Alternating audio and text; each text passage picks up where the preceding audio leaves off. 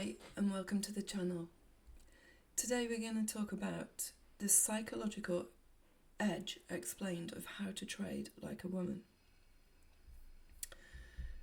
For decades, Wall Street and retail trading forums have pushed a single dominant archetype of a successful trader. Aggressive, hyper-competitive, risk-seeking and driven by raw intuition. But when you examine decades of empirical market data across millions of accounts, a very different picture emerges. Study after study, from UC Berkeley's famous Boys Will Be Boys paper, to modern portfolio analyses from Fidelity and Warwick Business School, reveals a consistent statistical truth. Female traders consistently outperform their male counterparts on a risk-adjusted return basis. In fact, Fidelity's analysis of over 5 million accounts showed that female investors outperformed males by an average of 40 basis points annually, while taking significantly less downside risk. Why? It's not about superior market knowledge or technical secrets. It comes down to psychological architecture. What the financial world historically dismissed as passive or conservative traits are, in reality, the exact behavioural mechanisms required to survive and compound capital long term. In this video, we're dissecting the psychological edge of female traders and how any trader, regardless of gender, can integrate these exact traits into their execution strategy.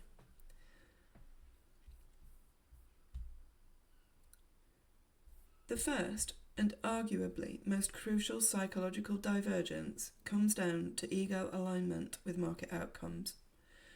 Behavioural finance research shows that male traders tend to suffer from an elevated rate of overconfidence bias. In trading, overconfidence manifests primarily in two destructive behaviours: overtrading and refusing to take losses. When a trader ties their personal identity or ego to being right on a trade, a stop loss isn't viewed as a statistical cost of doing business. It's viewed as a personal failure. This triggers the fatal impulse to move stop losses, double down on losing positions, or instantly enter a revenge trade to win back money from the market. Female traders statistically exhibit significantly lower rates of trade frequency and account turnover. The UC Berkeley study demonstrated that male investors traded 45% more frequently than female investors, which reduced their net returns by over 2.6 percentage points per year. Trading like a woman means separating your personal self-worth from the price action on your screen. It means accepting that a trade idea is simply a hypothesis based on probability. If the market invalidates the setup, you execute the exit without hesitation, without anger, and without feeling the need to fight the tape. You prioritize the preservation of capital over the preservation of ego.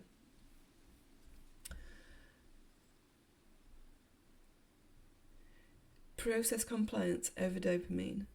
The second major psychological edge is process compliance. The ability to view trading as a structured systematic process rather than an arena for thrill seeking. Many retail traders enter the market seeking dopamine. They want the excitement of predicting a volatile news drop, catching a sudden breakout, or flipping a small account overnight. But dopamine is the enemy of risk management. Studies in risk aversion and behavioural compliance reveal that women are generally more adept at following pre-established rules and remaining patient when conditions aren't met. They tend to treat trading less like a casino and more like a risk management enterprise. Consider how this plays out during a trading session. A process-driven trader sits down at the charts, marks their key levels, checks their fundamental triggers, and waits. If the market gives a choppy or low probability structure, they do nothing. Sitting on hands is treated as an active, profitable decision. However, a dopamine-driven trader, on the other hand, feels uncomfortable sitting out. They manufacture setups where none exist, alter their parameters mid-session, and over-leverage to feel the excitement of exposure. Master traders regardless of gender, understand that real edge is boring. It's built on execution fidelity, repeating the exact same mechanical setups hundreds of times until the mathematical edge plays out over a large sample size. To understand why traders break down during drawdowns, we have to look at the neurobiology of stress. When you experience a loss or a string of red days, your body releases cortisol, the primary stress hormone. Under high cortisol conditions, the brain's prefrontal cortex, which governs rational decision-making and long-term planning, becomes secondary to the amygdala, which drives fear, aggression, and fight-or-flight responses. Research into financial risk-taking under stress shows a fascinating gender split. Under acute financial stress, elevated testosterone levels combined with high cortisol often push male traders towards risk-seeking behaviour, an evolutionary fight response aimed at aggressively fighting back to regain control. This is where blown accounts happen. Conversely, the female physiological responses under stress lean more towards risk mitigation and caution, the flight or protective response. In a trading context, this translates to naturally downsizing position sizes during drawdown, stepping back from the screen, or reviewing execution logs rather than sizing up to trade out of a hole. Recovering from a loss isn't about aggression, it's about stabilization. The ability to slow down when the market hits you is what keeps you in the game long enough to benefit from the next winning streak. So, how do you translate these psychological insights into your daily routine? Here's a 4-step framework to build this psychological edge into your trading plan, starting today. Enforce a strict account turnover cap. Set a hard limit on the maximum number of trades you can execute per day or week. If your limit is 2 high-quality trades per session, stop once you reach it. This eliminates overtrading and forces you to select only premium setups. Number 2, implement an automatic loss circuit breaker. Define a daily max drawdown, for example, 1.5 or 2% of account equity. If you hit that limit, your platform locks or you close your charts for the rest of the session. Never allow your amygdala to make a recovery trade under high cortisol. Number 3, shift metrics from profit and loss to execution score.